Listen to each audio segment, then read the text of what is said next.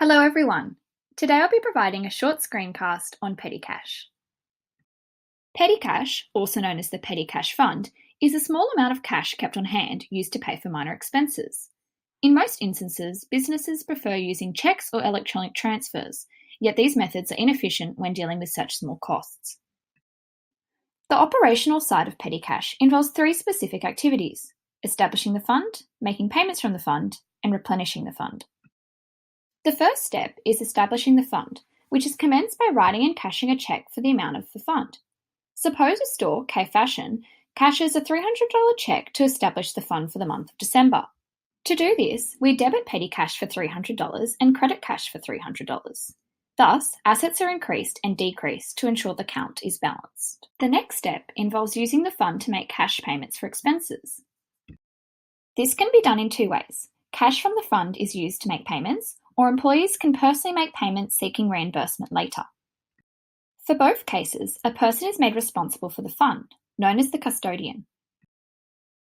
For instance, Emily is the custodian at K Fashion and in charge for handing over cash to requesting employees.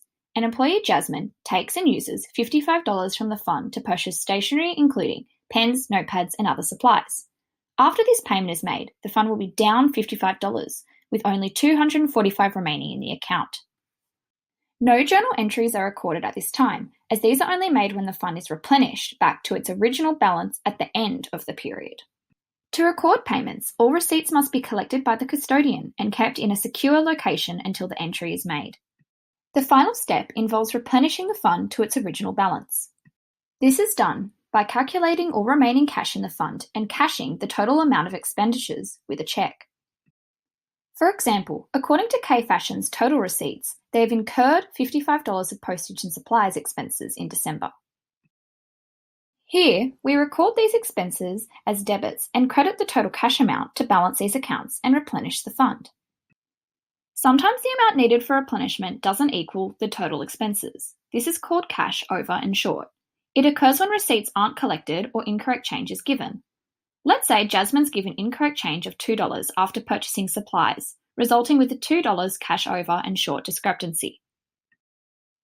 In order to balance this account, we debit $2 in the journal entry as expenses are less than the replenished amount.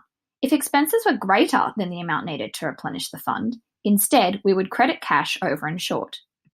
Once the fund is restored, we are ready for the next period's petty cash expenses. Thank you for watching.